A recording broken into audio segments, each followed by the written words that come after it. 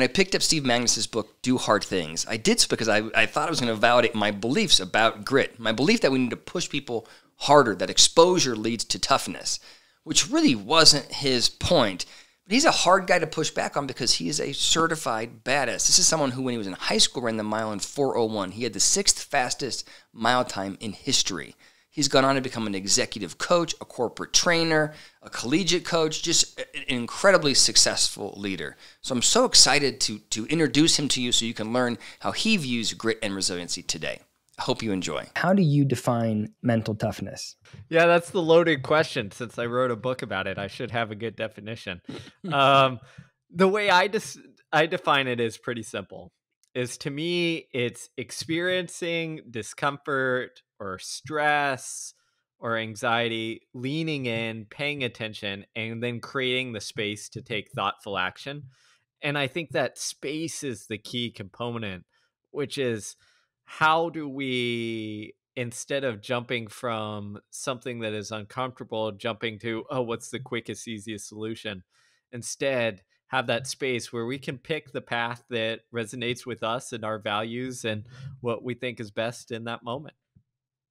I thought, so when I read your book, Do Hard Things, I went into it loaded with, I had a notion that you were going to say, the way to build resiliency is to suffer.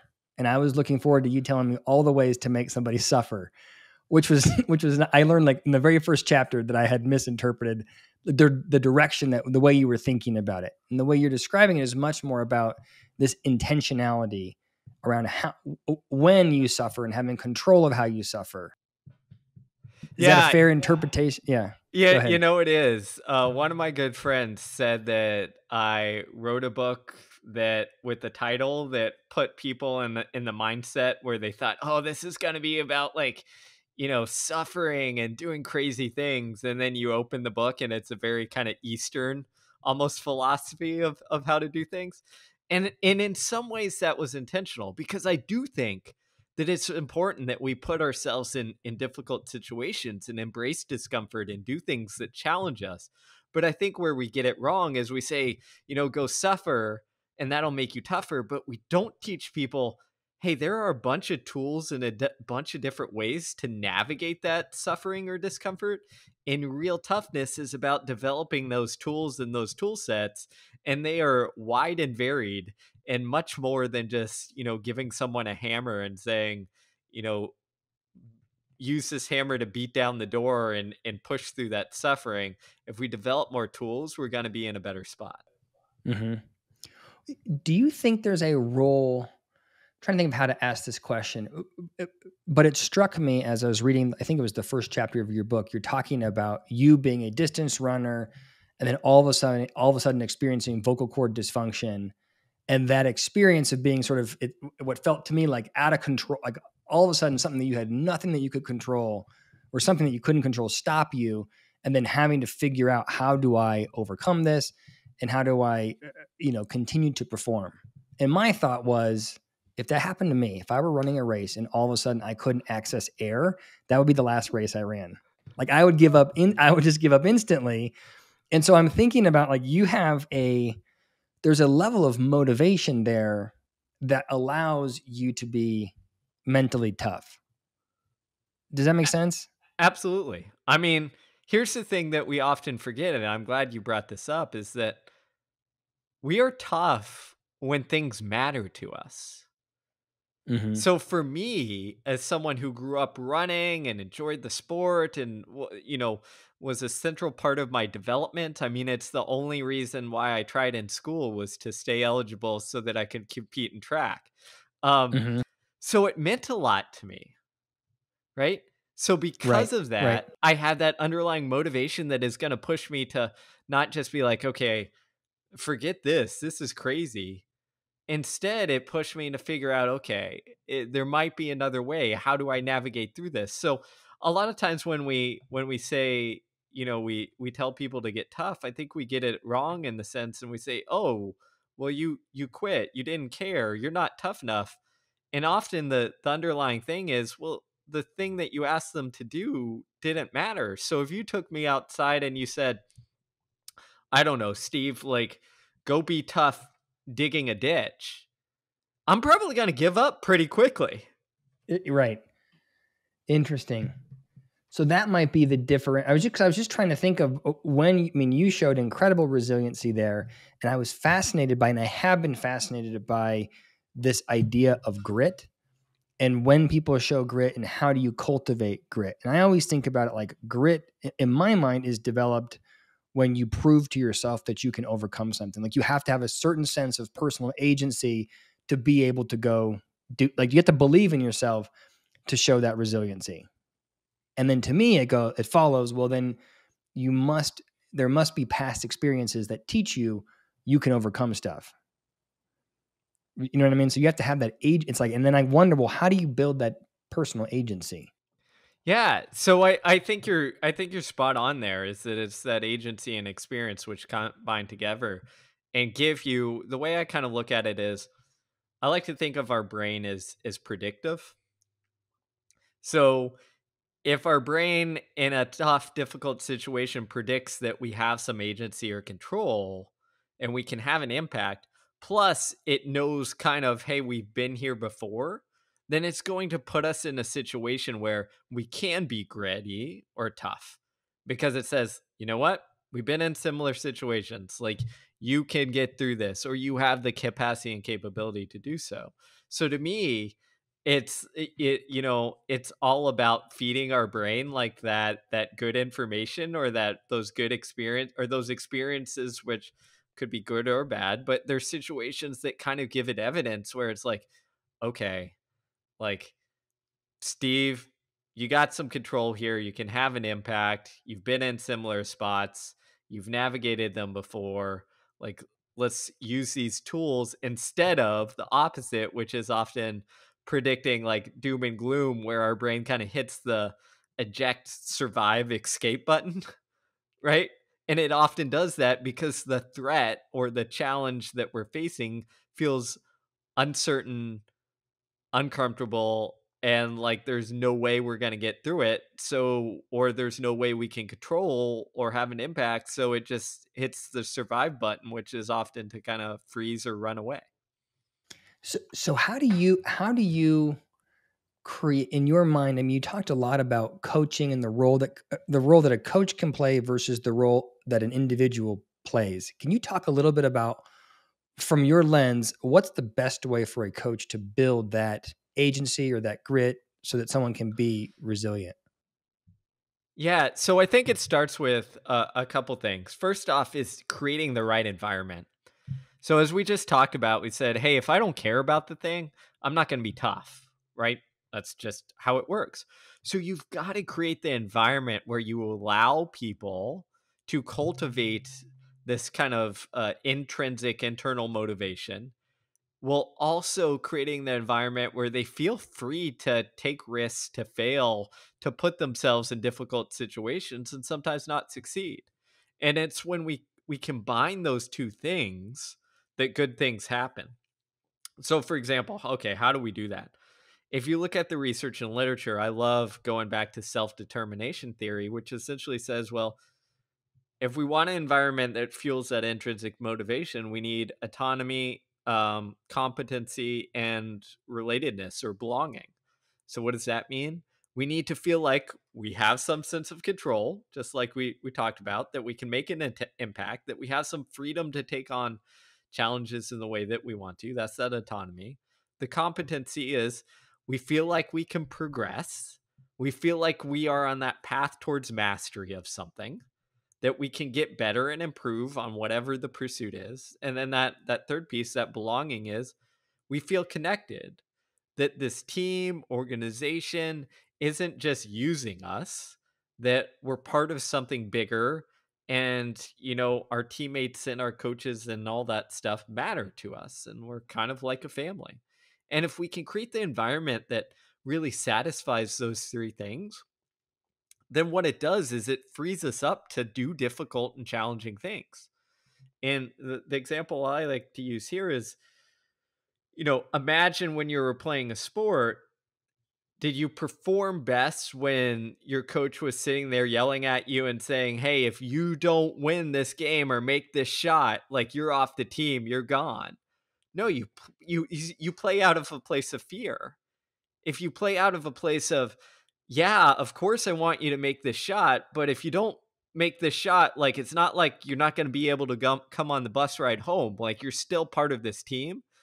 It almost like takes a little of that burden off where the pressure is still there, but you've taken the burden off and like, win or lose, mom, dad, coach, teacher, they're not going to hate me. They're still going to love and support me. So I'm going to do my best to take the shot. So that's kind of the environment you try and create. Why do you think that's I mean, that when you're saying it, it seems very simple to me. Why do people not do that? Like, is it just that we just have done too much with the Bobby Knights of the world, and so we just think we got to be hard asses all the time? So I think there's a degree of that. I think one is history and the sense that you tend to lead and coach how you were led and coached. So, it's kind of been passed down. In the 50s, 60s, it kind of came out of the military and then coaches coach like that. And then it's been passed down. So if that's how you were coached, you just kind of do it. It's the same with if that's how you were parent, you kind of adopt a similar parenting style to your parents because that's what you know. The good thing though is we can change as any person who had maybe not optimal parents can learn or understand. I think the other part though is that kind of Bobby Knight authoritarian style is cheap and easy. Hmm.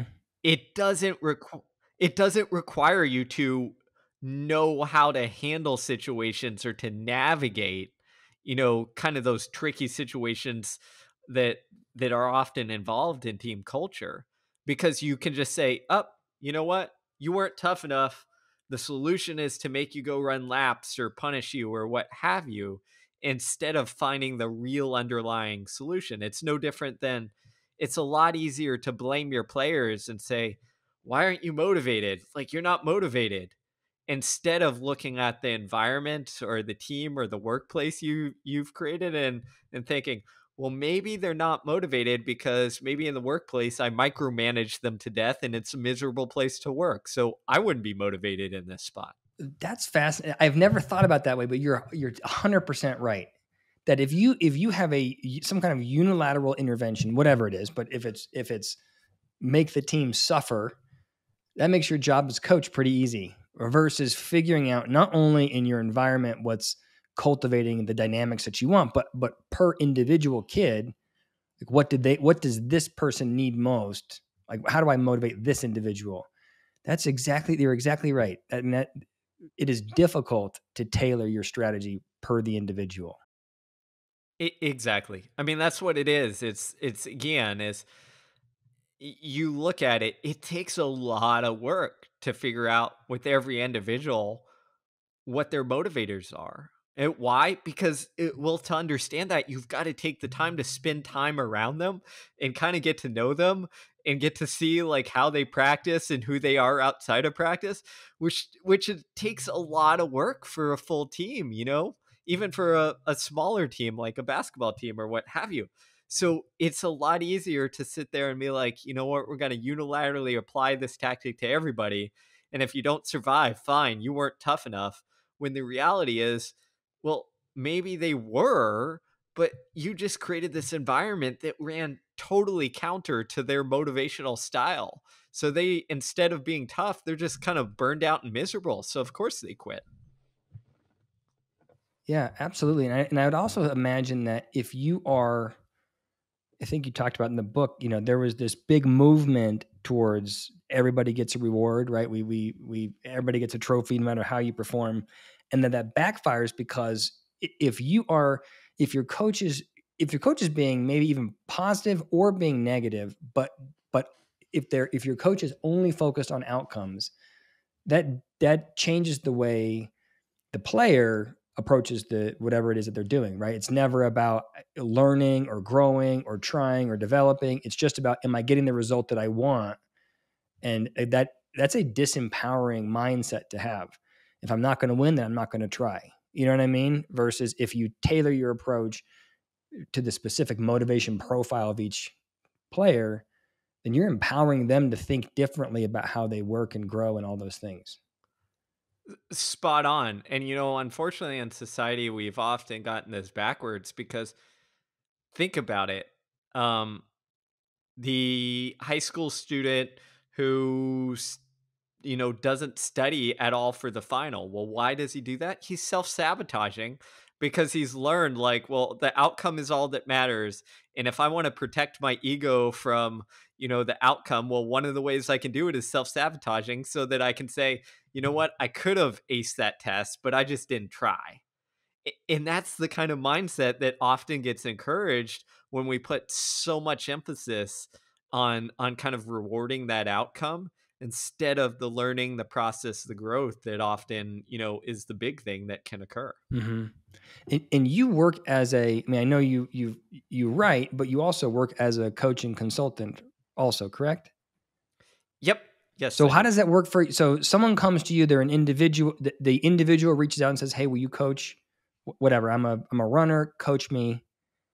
And then you work in tandem with whoever their organizational coach is. How does that how do you do that? Yeah, yeah. So I do a lot of consulting and coaching as well as I always try and work with whoever I'm working with. It varies a lot depending on the situation. But my job is essentially, hey, I have some expertise in this area.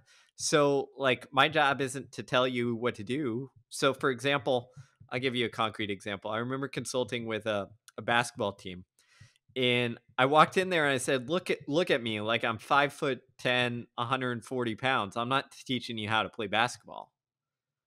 But what I can teach you is some of the research and experience around, maybe creating some of this culture or some of the science behind looking at preparing people to perform and get ready on game day or to get over a loss or whatever it have you, and just kind of bring that expertise in there and complement what they're doing instead of like just tearing people down and trying to force change. So how does the actual basketball coach like do you have to do you end up coaching the coach and be like, "Hey man, you need to dial it down on Yeah, whipping chairs across the floor." Like how yeah, does that sometimes it does happen like that. You do. You have to dial it down. But what I try and do is like instead of shooting for perfection, again, my job, I see it as I'm going to give you some tools and I'm going to tell you not that you're totally incorrect because anytime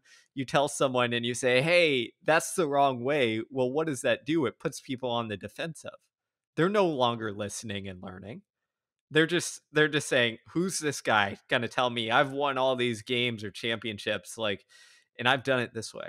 My job is to give them some more tools in a different perspective, which means often not saying like, "Hey, stop throwing the chair across the table," or whatever it is, but instead to teach like, "Hey, when you do that, like, have you thought about this, and this? Have you thought about the consequence that this or how this looks on a team?" So, for example, if I get a coach who always blows up in angry, I'll bring up the research that shows that our emotions are contagious. And in particular, they're contagious when we look at a leader and we're someone who's quote unquote a follower, just like a basketball team has players who look up to the coach. If the coach loses it on the sideline, and there's some research on this, the player's emotion is more likely to go negative as well. If a coach stays calm, cool, and collected, then the players are more likely to be calm, cool, and collected. So I try and bring that in and say, "Hey, I'm not trying to change how you act or think. You do what's best for you, but have you thought about how this might impact the players? And is that the state, the emotional state you want them to be in to perform?" Yeah. Like I realized as you're talking, I'm nodding. I'm nodding like I get it, but I want to be just real clear. That it is this is very counterintuitive to how I think about it. I mean, I know that you're intellectually, I know that you're right. Emotionally, that's a hard that's a hard thing to do in the moment to be aware of how you're reacting, how your emotions are interacting with somebody. Like mine, I'm not sure that I would have that ability. You know what I mean? It's just I mean, I guess as an external third party coach, it helps to have some distance from it and may be able to, you're kind of looking at how everybody's functioning together. But I It can imagine that's a hard lesson to, to share with a absolutely. coach. Absolutely. It's very hard. And that's where you're looking at. And that's where I'm fortunate is I get to kind of step back and see the whole picture on a lot of these things. But what I would tell that coach is if they're struggling with that, is said, well, good news is that emotional control is a skill that you can develop. And I'm not expecting you to be able to sit there and be like, oh, I'm getting angry. Like, I better stop, in those moments because it's hard. But in your life, if you can prepare and train yourself to be able to kind of just create a little bit of that space we talked about, which could be done in doing difficult things in your own life. So, for example, exercise is a great way to do this, right? Is if you're I don't care if you're whatever a 50-year-old coach, like hop on the exercise bike every once in a while, do a kind of moderately hard workout, and like learn how to sit with that discomfort and not like freak out and just be like, okay, I'm old, it doesn't matter, like I'm getting off the bike, but be like, okay, I'm tired, like this is where my brain goes when it's tired. Like you learn how to like tamper down that alarm, and that same ability will translate to a degree over to you standing on the sideline and getting super frustrated when the ref makes a bad call. Hmm. Hmm. Do you think do you think there's a time when uh, showing aggravation or frustration is helpful? Yeah, Is there a time when being out of control adds value to a team in your I mind? do. And this is where, a lot of times people say, oh, you just want people to be positive. No, I want you to be intentional.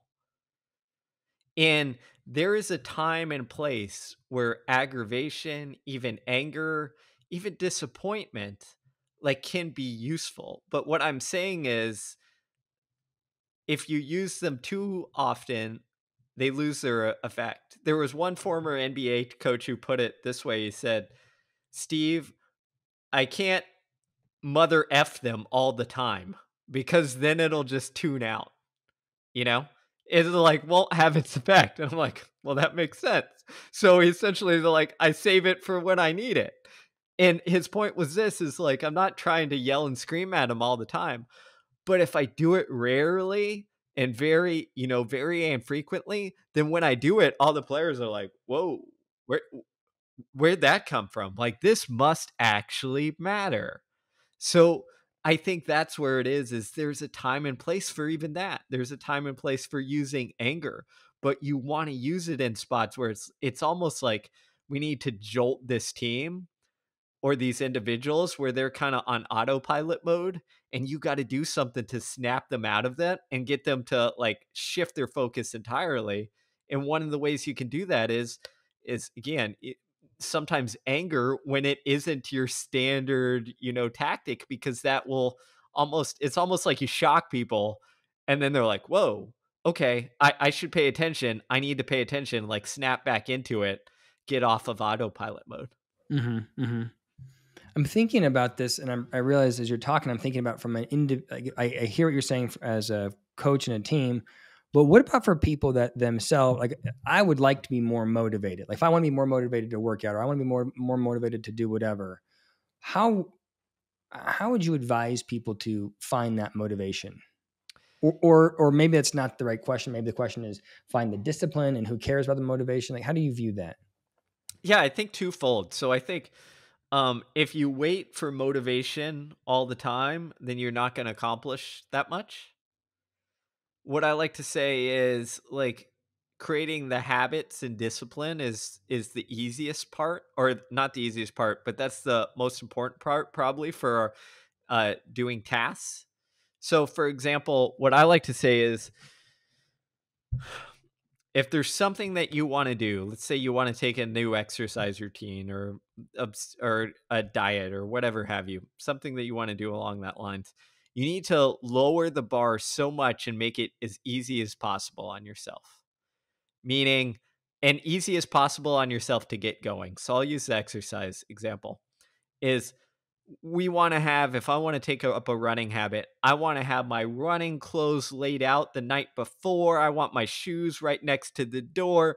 I don't want to have to think or contemplate any extra step. I just want to be able to get up, get out the door, and by the time I'm out the door, then I'll start thinking about, oh, why am I doing this? And the other part of it is to get going. Sometimes that means negotiating with yourself and not letting perfect get in the way of good.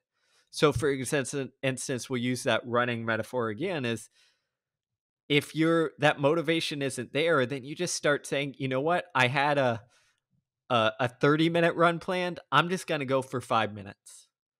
And what often happens is you get out the door, you start running, you get to 5 minutes and you're like, "No, I can keep going. Like I'm already dressed, I'm already sweating, like I might as well keep going." So I think that's where that habit and discipline is really important. On the motivation standpoint, I think what that is that it's almost like the save it when you need it. I need the motivation maybe during a tough race or a tough moment. That's when I need that motivation. And to get that motivation, I think it comes from tying it to something that is important and meaningful in your life. So maybe again, to stick on the running habit, like your running habit is your method of making healthy life changes so that you can live longer for your in a healthier life, so you can help out your kids and be around for grandkids or something like that. Or maybe you signed up for a race for a cause to raise money for something meaningful, but finding some sort of why that is more important than yourself really kind of fuels that motivation. Yeah.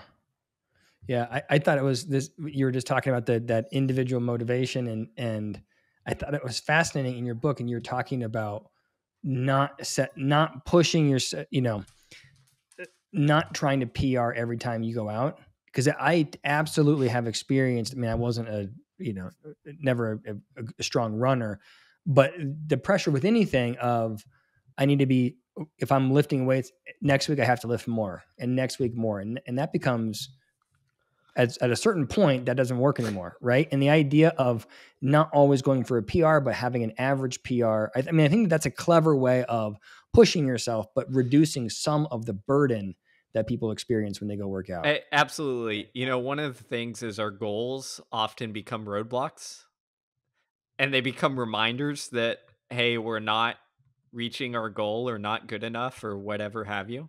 So they often get in the way. And in sports, this often occurs quite frequently because that PR, that weight that you want to lift, like it becomes harder and harder to do. So they become fewer and further between, right? So the tactic there, as you mentioned, is shift the focus and mindset, is get away from focusing on what I call the ceiling, that best performance, and instead focus on, well, I'm going to raise the floor and get really consistent and improve so that no matter what, when I show up to the weight room and start lifting weights, I know I can do this. And if I can increase that, no matter what happens, I know I can do this weight. Then on those days where everything aligns, my motivation is there, I feel good, etc., your ceiling's gonna automatically be much higher. But if you just keep reaching for that ceiling, you're often gonna grow that frustration and get in your own way. Hmm. Hmm. Does someone in your shoes, just given the amount of research you've done around motivation and resiliency and grit, like, what was the impetus for this book? Are you looking at society being like, these people are, we are all lazy. We need to get it. Are you concerned about how our lack of resiliency, or are you just thinking about it from a coaching standpoint? Like, what's the minds? How do you view society in all of this now? Yeah, so here's the behind the scenes look. Is I wrote it from the perspective of a slightly narrow, like some coaching, some athletics, some parenting, some leading, some business, but it's still like, we'll call it performance, right? It's all performance. But while I'm writing this book and researching, I'm thinking about society in two different ways. First, I think that yes, there is we'll call it a level of being pulled towards comfort. where humans naturally want to avoid difficult things.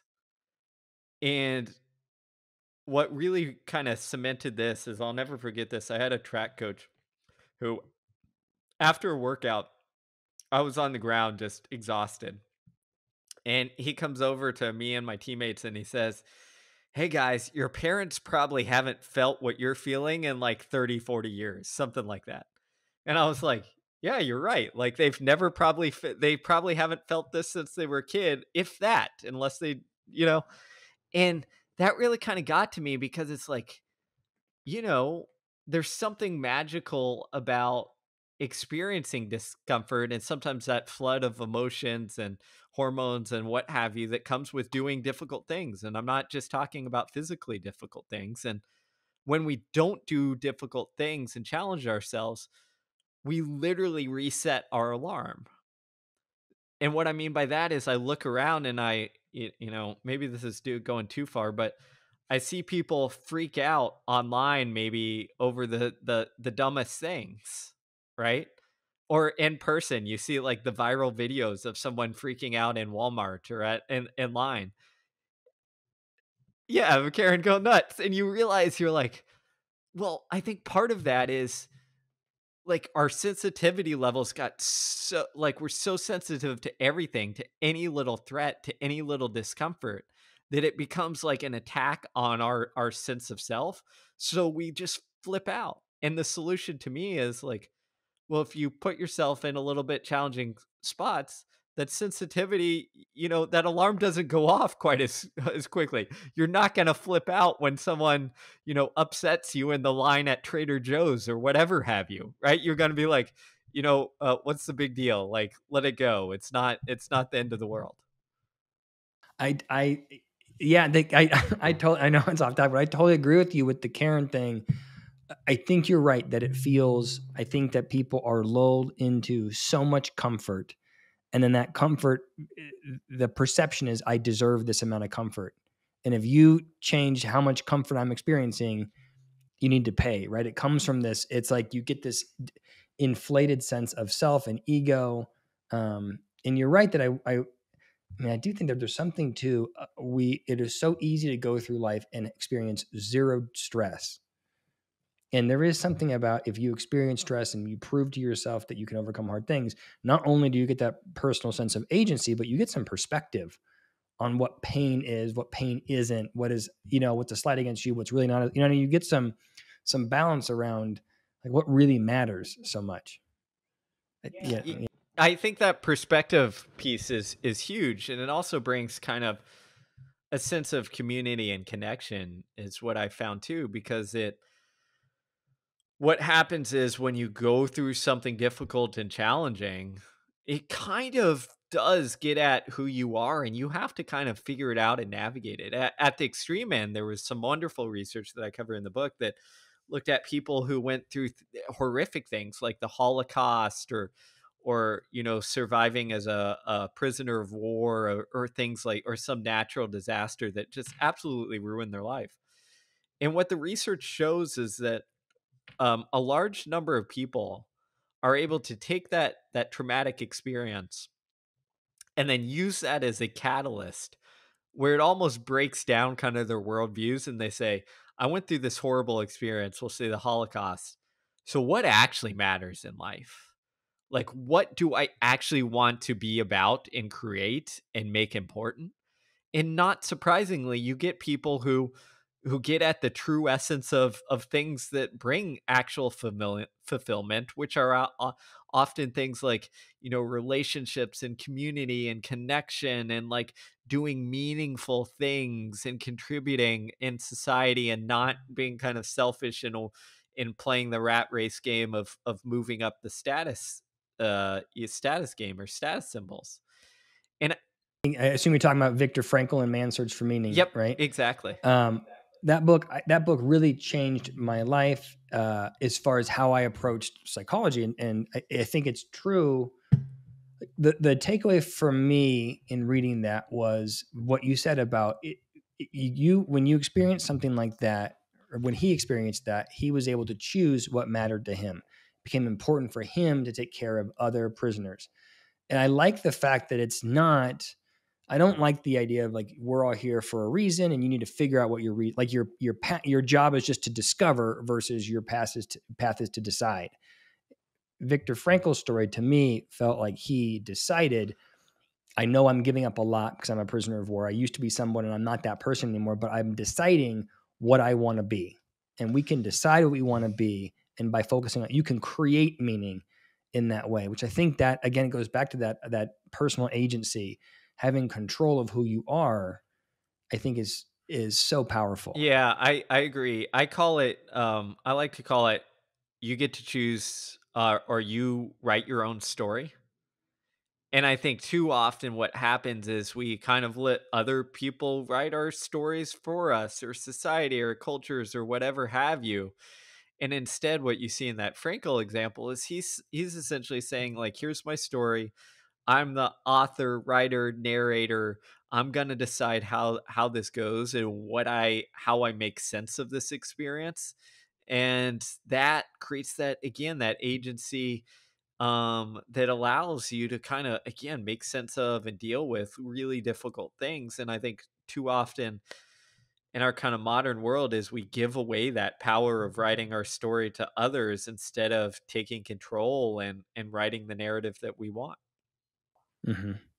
Yeah. Can you talk about, I thought your description of learned helplessness in your book was the best description of learned helplessness that I have read. Just as far as you're consolidating the research beyond the idea that if you experience bad things, you're going to eventually, if you don't see an out, you're going to give up. Can you talk about the way you described the newer research about us operating from a place like you have to learn not to be helpless? Yeah. So Can you walk through that? I thought you did a great job of yeah, describing yeah, that. I'll try my best. The book is going to be more eloquent than I can, but That's okay. Yeah. essentially what happens is just like you said, we often think of learned helplessness from the sense of, um, well, we learn what we are almost like trained and ingrained to feel helpless. Like we realize that we can't do the thing, so we just kind of resort to apathy. When we feel like we have no say or choice, we get listless, essentially. And what the research kind of shows is that when the original researchers who came up with learned helplessness, they did these experiments on dogs in the 1960s and 70s, where they had dogs essentially jump from one platform to the next and get shocked. And if they got shocked, they learned how to be helpless. Well, and I think that 2011 or so, the researchers came back and they found that learned helplessness implied that the dogs were kind of learning not to try, right? But instead, what they found is it's probably not learned helplessness. It's that we need to learn hopefulness. We need to learn that we have a choice. We need to learn that we can turn kind of that part in our brain, which is often our prefrontal cortex, on, that says like, hey, you can make this decision. You can move forward, um and do something about it. And I think the beauty of this is, as well as it tells us, is that small actions like can train this kind of hopeful muscle.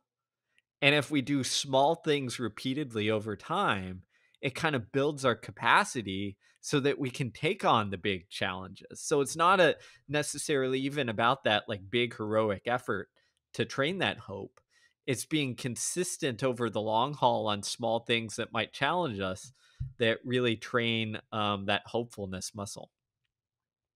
I think the reason why I wanted to bring it up is because I think it's really important for human. I think it's important in how we evaluate people that are suffering, because I think when I think that the average person understands learned helplessness as, you've had, because of your background, you've had some horrible, you've been taught that you've got no shot. And so as a consequence, you've given up and, oh, I just wish you would try harder, or, oh, I wish you knew that you could try harder. And I think that what happens is if people have a sense of they've got so much baggage, they don't have that agency to do anything. And it feels like there's nothing you can do about, you've got the baggage, so you're going to be helpless. And if the studies that were done on it, it's Meyer, and I'm spacing the other person's name, but Meyer and somebody, um, if you can think of the name, let me know. But it's Meyer and somebody. What they're looking at is they had dogs that they were shocking. One dog felt like the shock was at random, and the other dog felt like they could control when the shock happened and when it didn't. And you take those same dogs and put them in a new situation. The dog that had the belief that he or she could control the shock would jump over the barrier and save itself. And what the researchers found, just like Steve, like what you're saying, is that all of a sudden, it's not that one dog gave up, it's that the other dog learned that it could control its environment. So to me, it's a lot more hopeful for people that are suffering. It's like, if you can, to me, it proves that we can be taught to save ourselves. We can learn if we check out our, what's interesting to me is the way that for the dogs that had no sense of agency, the dogs that had learned helplessness, they had to jump over a barrier that was like 4 inches to get to the safe side of this cage. They're being shocked in one side. It's a very small barrier to stop the pain. And they had to eventually be carried over, like showed how to jump over this barrier before they would ever do it. Even if they watched other dogs do it, they needed to be actually shown, which is fascinating to me that they struggled to learn so much. But then it makes me think, well, how much of that is true for me right now? Areas in my life where I have given up and I think I can't do it. Well, maybe I just need to reach out into my environment, and can I learn from somebody else? Can I model my behavior after somebody else and free myself up from whatever is I'm stuck in? Do you know what I'm saying? Like, I feel like it's a really important, it's a much more of a future oriented focus versus thinking, oh, I got some baggage, so I'm stuck. Yeah, no, I agree. The other researcher I believe was Martin Seligman. Seligman. Oh, Um, geez, I should know that one. Yes, that's right. yeah. So, um, but it is fascinating. I think it's a very important like nuance there, because what we're saying is that it is training that hopeful muscle. And if you can train that, you're going to be able to do the task, even if you have that quote unquote baggage behind you. And I think it is a very much positive, future orientated message, because it tells us that often what happens is those individuals who we've kind of called having learned helplessness and have this kind of baggage, it's pretty simple, is they just haven't been taught. They don't have the tools. But if you provide them with the tools, the understanding, the the coaching in our sporting world, then they're going to figure it out. You're going to if you teach the dog how to jump over the barrier, then it's going to break through that baggage that came with being shocked, and it's going to learn that. And I think that's such, again, it's a very hopeful and positive message, and it sends a message that we have some agency and control. And the point I like to make is that often what it is it's, as I said, it's very small actions that lead to this. It's, you know, teaching people not by throwing them into the pool and saying, figure out how to swim, or like, here's how you swim. It's like taking them step by step into the water, and they learn the courage to be like, oh, this isn't dangerous. I'm okay. The same applies to the rest of our life. And I think what often happens is we have this mindset where we say, oh, I'm not very good at this, or, I failed at this in 7th grade. And that sticks around with us, instead of saying, well, and I'll relate it to myself in writing. Like, I used to think I was a poor writer because I kind of did suck as a writer in like 6th, 7th, 8th, 9th grade, what have you. But of course I sucked as a writer back then, because only some phenom prodigy is going to be a good writer, because we hadn't learned how to write. And to learn how to write, it takes hours and hours of just practicing and like doing the thing. So I think the same applies to the rest, is that we need to free people up and say, of course, maybe you weren't good at it. Like, no one taught you how to do it. No one gave you the space to spend hours perfecting your craft. If you do so, you don't know how good you could be. Yeah, I totally agree with that. So what now for you? So you've written this book, you're coaching, consulting. How does your career evolve moving forward? You writing another book? That's a good question. So right now I'm just enjoying this book and probably take a vacation sometime after we're through this kind of big launch. But Yeah, I'm how is I'm the I hate to, and I don't want to interrupt you, but how is the launch? Is that exhausting? oh, it's It's I mean, I absolutely imagine. exhausting. I told my wife, I said, this is the first big book launch she's been a part of. But I told her, I said, look, I'm going to spend way too much time on social media and online. I know it sucks. I know it's kind of miserable, but just like bear with me for a while because it is. You're just like online too much.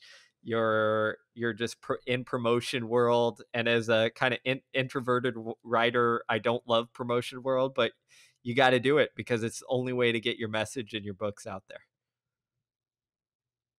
So, So you're doing that. I interrupted you. Keep going. yeah, and then from there, I'm fortunate to have a lot of freedom and autonomy in my work, and for me it's just about finding interesting things and like exploring them.